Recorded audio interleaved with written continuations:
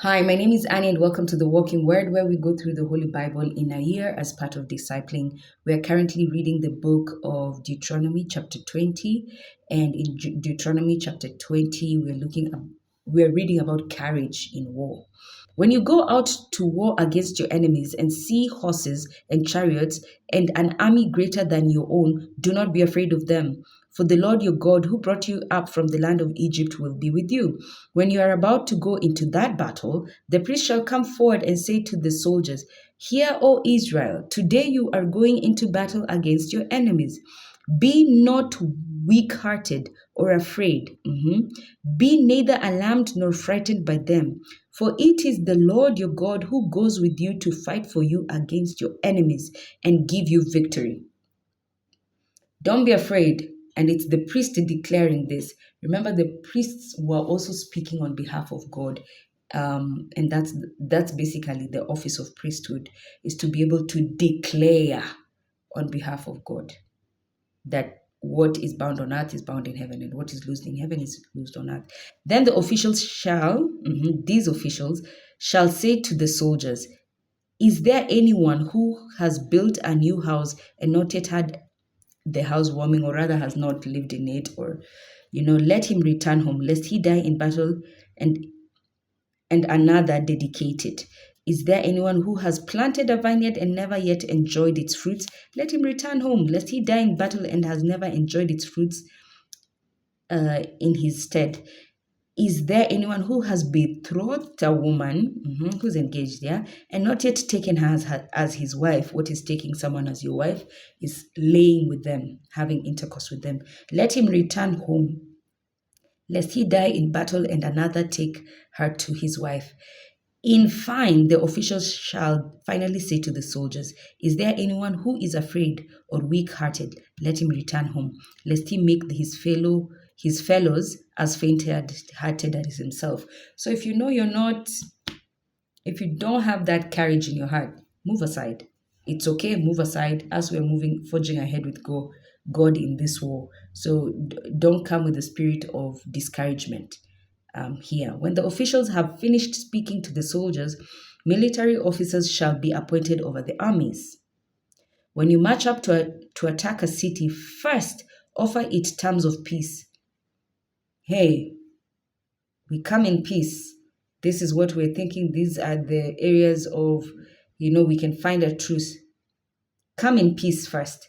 If it agrees to your terms of peace and opens its gates to you, all the people to be found in it shall serve you in forced labor. So you won't kill them.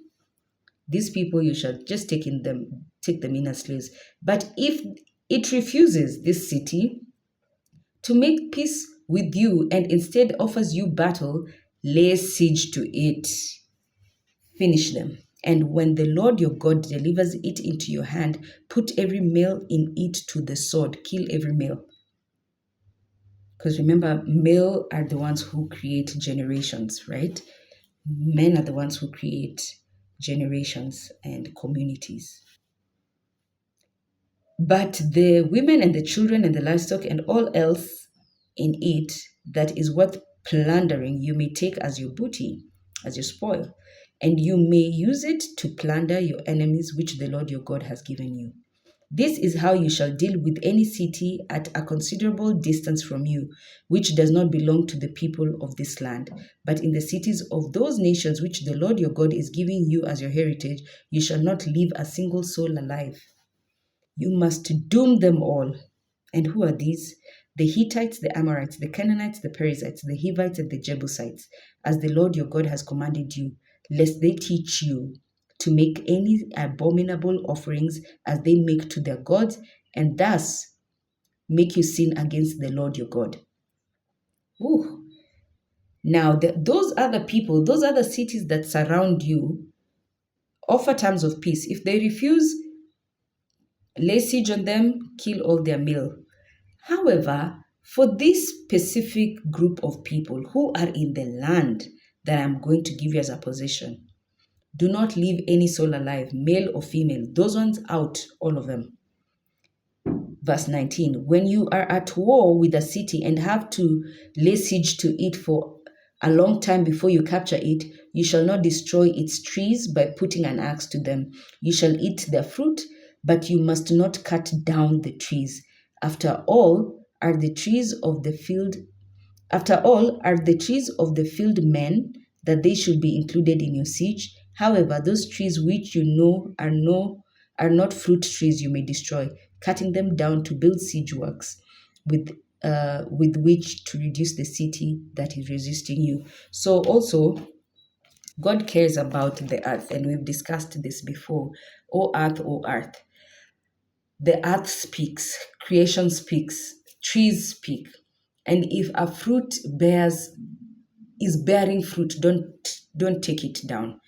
If those ones that don't bear fruit, and you need to take them down, it's okay to destroy them. You will actually see Jesus do this later on when he goes to a fig tree, and the fig tree doesn't have fruits. So God curses it, and you will never bear fruit, and you will dry up. And the following day, when his disciples come, they actually see the fruit withered. And remember, and this is just a foreshadow of trees represent human beings.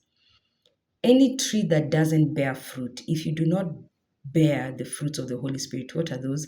Peace, patience, kindness, goodness, faithfulness, humility, self-control, all those. If you do not exhibit those fruits, you should be torn down. We shall continue tomorrow from chapter 21. Have a blessed day.